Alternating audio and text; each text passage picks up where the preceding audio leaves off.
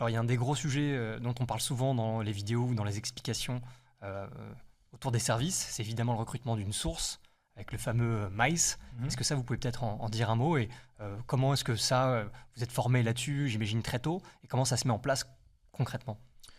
Oui, donc alors MICE, bon, j'en ai fait une vidéo là-dessus, on le voit souvent, donc c'est un acronyme britannique. Donc Money, ce sont les leviers de recrutement qu'on va utiliser pour appuyer sur une source et pour la convaincre de travailler pour un service de renseignement.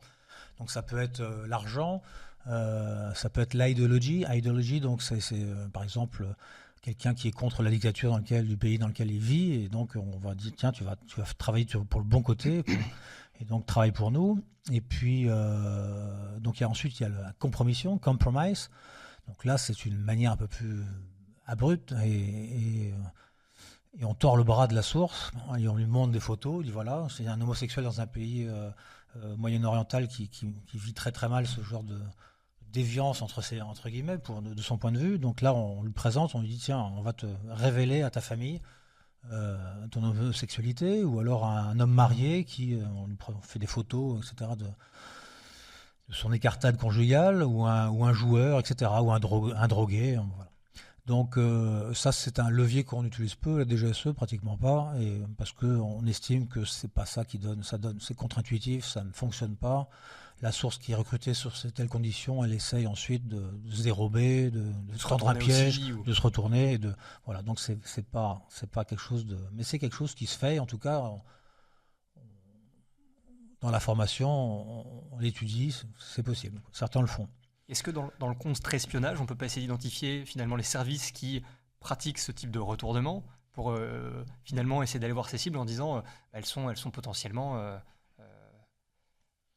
Ouais, retournables, quoi. récupérable. Oui, oui, ça c'est en contre-espionnage, on fait souvent ça. Et puis, même quand on a recruté une source, on lui fait confiance, elle travaille bien pour nous, et elle est fidèle. Et puis en même temps, pof, elle tombe dans le contre-espionnage, le contre-espionnage adverse la retourne.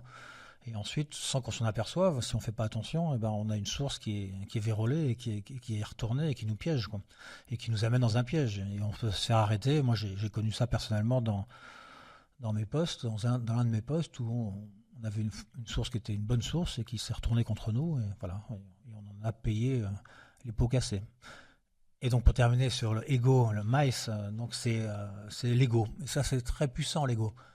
On a tous un ego assez fort et on essaye, en tant qu'officier traitant, de limiter au maximum son propre ego. Mais pour recruter une source, c'est puissant. Donc on dit ah, est-ce que c'est intéressant ce que vous nous dites, vous êtes un puits de science, c'est merveilleux, vous prenez énormément de risques, c'est beau. Et donc je pense que la meilleure façon de recruter une source, c'est un mélange un peu de tous ces leviers, sauf le levier compromission. Un peu d'ego, un peu de plaisir de travailler ensemble, de créer un binôme de choc pour essayer de découvrir la vérité, de mener des enquêtes. Donc c'est un peu de l'idéologie, ça, et puis de l'argent, parce qu'il faut bien vivre. Donc les sources, il y en a beaucoup qu'on paye, et il y a peu qu'on paye pas. Mais il y en a d'autres qui font ça par idéologie et par ego, qui sont déjà très riches, qui n'ont pas besoin de notre argent, et qui travaillent, qui sont de très bonnes sources également.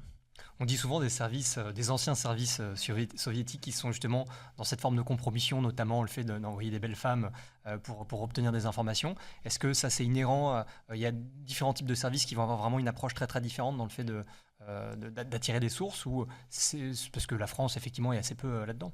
Oui, nous, on n'ose pas le faire.